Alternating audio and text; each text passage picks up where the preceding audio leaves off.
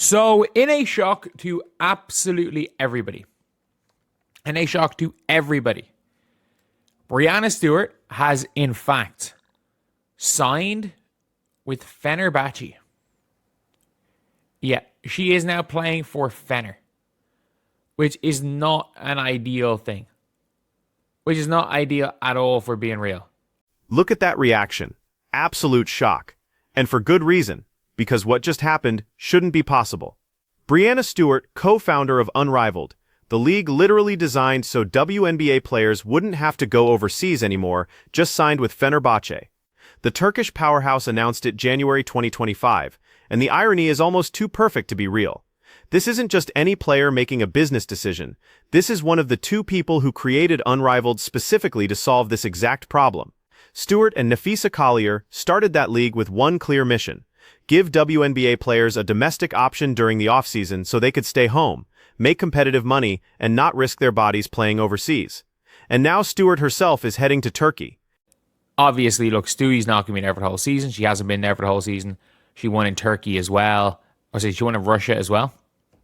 And she's back playing Turkey, obviously, since, after the Brittany Griner situation, a player can't really go to Russia. And this is a kind of crazy one. First of all, Fenerbahce have a starting lineup that would compete at the WNBA level. Not even compete, sorry. That would be competitive, as in for a title. Like, their starting lineup is... He's right to be stunned, because Fenerbahce didn't just sign Breanna Stewart. They assembled what might be the most talented roster outside the WNBA. We're talking about a starting five that would genuinely compete for a championship in the WF, not compete as in hang around, compete as in contention. The lineup is absurd. Emma Meesman at the 4, one of the most skilled bigs in the world. Gabby Williams at the 3, fresh off leading France in the Olympics. Kayla McBride at the 2, a proven scorer who's made multiple all-star teams. Julie Alleman running point, one of the best passers in women's basketball. And now Breanna Stewart sliding in, probably at the 3 with Emma moving to the 4. Oh, and Ilona Maher coming off the bench, a player who was one of the best young centers in the WNBA last season with Golden State. That's not a European team. That's a WNBA playoff roster that happens to be playing in Istanbul. Borderline all-star in the WNBA team. Like, I think there are not that many... I'm trying to get WNBA teams I would take over Fener. And off the top of my head, Indiana maybe. I take them over last season's Mercury. Sorry, I didn't even mention Emma Meesseman. So maybe Stewie plays the 3, Emma plays the 4. No, I would say maybe Rupert comes off the bench then. Emma plays the 4, Meesseman plays the 5. But still, you've got Ileana Rupert off the bench. She's one of the best young bigs. The Valkyries comparison is perfect because it highlights just how good these players are. Golden State was an expansion team that had no business being competitive in year 1. Expansion teams are supposed to be terrible. That's how it works in professional sports. You get the leftover players from the expansion draft, maybe sign a veteran or two, and you suffer through a rebuilding phase. Except the Valkyries didn't do that. They came out and immediately competed, making a legitimate playoff push with a roster full of players that other teams had undervalued. And Ilona Maher was a huge part of that success. She's 23 years old, shoots the 3 ball at a high percentage for a center, and was already making an impact at the WNBA level. Now she's coming off the bench in Turkey because Fenerbahce's starting frontcourt is that stacked. Think about what that means. A player who would start for half the teams in the WNBA is your 6th woman. That's the kind of depth we're talking about here. But yeah, it is a very, very interesting situation here to see what Stewie's going to do. And again, when it comes down to it, how Fener are going to deal with, let's be real, having a legitimately like top tier WNBA team in Europe when, and to be fair, like they lost, I can't remember who they lost to, but like imagine going from, like they started off the year with, And this is where it gets complicated, because Stewart isn't abandoning Unrivaled. She's still playing in that league. The season runs from January through March, and she's been there competing alongside the other 35 players they recruited. But now she's also signed with Fenerbahce, which means she's splitting time between a league she co-founded and a European club that directly competes with that league's entire premise. The optics are terrible. Unrivaled's whole pitch to investors, to sponsors, to the media was simple. WNBA players are done going overseas. They're staying in the United States, building something here, creating a sustainable domestic league that pays well enough that Turkey and Russia aren't necessary anymore. That was the vision Breanna Stewart sold. And now she's in Turkey anyway. You can argue she's allowed to do whatever she wants with her career, and she absolutely is, but you can't ignore what this signals. Either Unrivaled isn't paying enough to replace overseas money, or Stewart doesn't believe the league is stable enough yet to turn down a Fenerbahce contract, or there's something else going on behind the scenes that we don't know about. I'm not going to say Stewie, like, it makes any difference for her. Like, she's making good money anyway. But, like, for the way I'm looking at it, I'm like, just for the sake of Unrivaled, for the sake of, like, the reputation of the league being like, you know what, players don't have to go to overseas, for a founder to be going overseas means I don't know about the sustainability of Unrivaled, or the WNBA season's not happening. Like, that's just the way I'm looking at this, is one of those two things are happening. Either Unrivaled is kind of in the shitter, which I don't think it is, considering the fact that, like, if they try, like, they're playing. That's the question everyone's avoiding. How much money did Fenerbahce offer to make this worth it? Because Stewart isn't hurting financially. She's got her WNBA contract with New York. She's got endorsement deals, she's got ownership stake in Unrivaled, and she's getting paid to play in that league too. This wasn't a desperation move. So what's the number? What does it take to get one of the co-founders of a league specifically designed to eliminate overseas play to go overseas anyway? We're probably talking 7 figures for a partial season. Maybe more. Turkish clubs have been known to pay elite players $500,000 to $1 million for a few months of work, and Fenerbahce clearly wanted Stewart badly enough to make an offer she couldn't refuse. But here's what's really interesting about the money angle. European clubs can offer these massive contracts because they're backed by billionaires who view the team as a prestige project, not a profit center. Fenerbahce is owned by one of Turkey's wealthiest families. They don't care if the women's basketball team makes money, they care about winning Euroleague championships and having the best players in the world wearing their jersey. Unrivaled doesn't have that luxury. They're a startup league trying to build sustainable revenue through ticket sales, media rights, and sponsorships. They can't just write unlimited checks because some investor wants to flex. So even though Stewart co-founded the league, even though she's been the face of it, Fenerbahce could outbid them without breaking a sweat. She's literally out here playing in a league competing with the WNBA. And I understand she's going to play the rest of Unrivaled and then go. But, like, she is competing with Unrivaled's competitors. Which is kind of mad. Like, she's playing in a league that's competing with the league she runs herself. The timing matters too. Unrivaled season wraps up in March, and the WNBA doesn't start until May. So there's a window, roughly 6 to 8 weeks, where Stewart could play for Fenerbahce without conflicting with her other commitments. And that's probably what's happening here. She'll finish Unrivaled, fly to Turkey, play in the Euroleague playoffs, and be back in time for WNBA training camp. On paper, it works. The schedule fits. But it also means she's going to play basketball, essentially non-stop from January through September, with almost no break. That's Unrivaled in the winter, Fenerbahce in the spring, WNBA through the summer, and potentially the playoffs extending into fall. We're talking about 11 months of high-level professional basketball with maybe a few weeks off total. And Stewart's 30 years old now.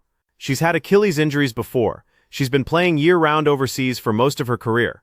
At some point, the body breaks down. At some point, the risk isn't worth it. But apparently, whatever Fenerbahce offered was worth that risk. A very interesting thing to see what's going to happen with Breanna Stewart in Fener. Whether or not she's going to really step it up, whether or not it's going to be taken that seriously, or what the hell happens with Unrivaled, and does this mean the end of the WNBA season? I'll talk a little bit more about this in another video, but anyway, that's the video. Just a quick update. See you guys. So what does this actually mean for Unrivaled? What does it mean for the WNBA? What does it mean for the future of women's basketball? Let's start with Unrivaled, because that's the most immediate concern. The league is still in its first season.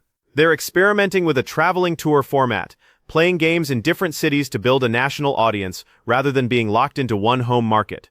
It's a smart strategy for a startup. Test different markets, see where the fan interest is strongest, build relationships with arenas and local sponsors. But the whole premise was that this league would be good enough, profitable enough, prestigious enough that players wouldn't need to go overseas anymore. And if one of the co-founders is going overseas anyway, what does that tell the other 35 players in the league? What does that tell future recruits? It tells them Unrivaled isn't a replacement for overseas money yet. It's a supplement. It's a nice addition to the calendar, but it's not solving the fundamental problem it was created to solve. Now, to be fair to Stewart and Collier, they never explicitly promised that Unrivaled would pay as much as top European clubs. They were realistic about what a startup league could afford.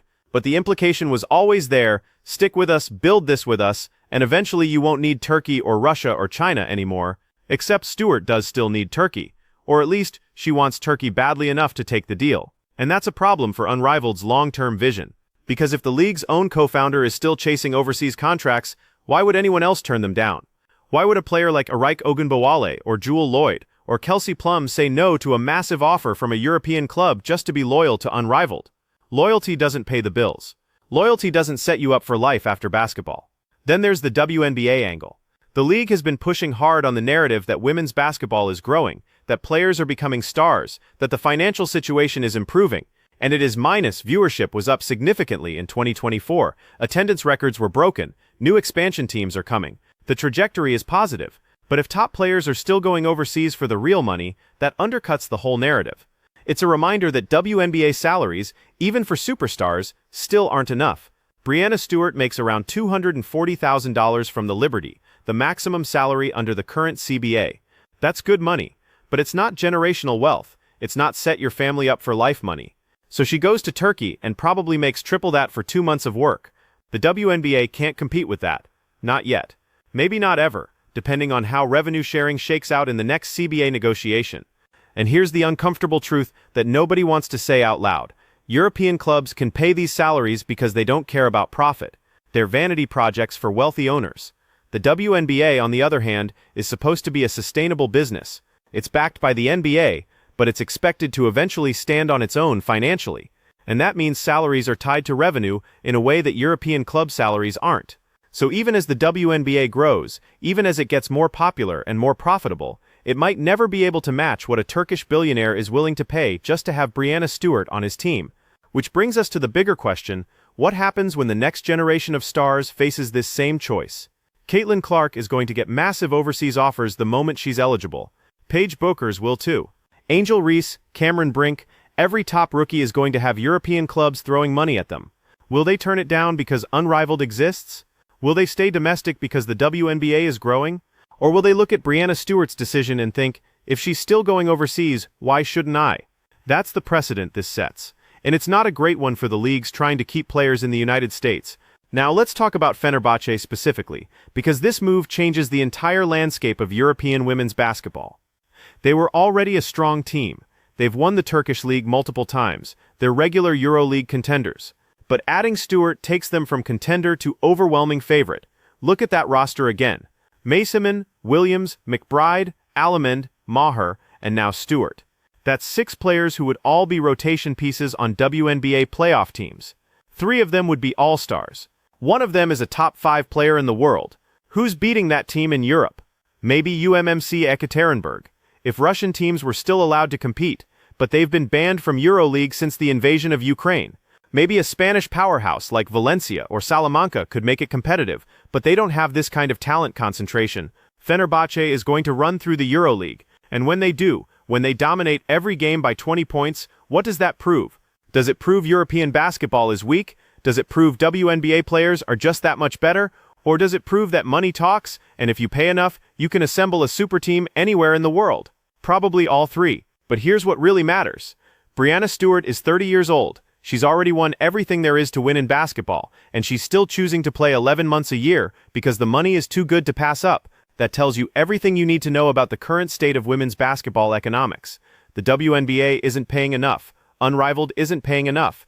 And until one of those leagues can offer contracts that genuinely replace overseas income, players are going to keep making these decisions. They're going to keep grinding year-round. They're going to keep risking injury. They're going to keep choosing money over rest, because in a career that might only last 10 or 12 years, you have to maximize earnings while you can.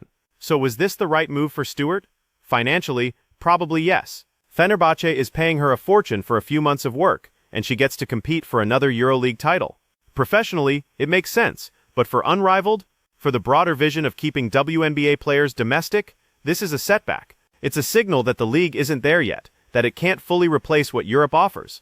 And until it can, players are going to keep getting on planes to Istanbul or Madrid or wherever the money is.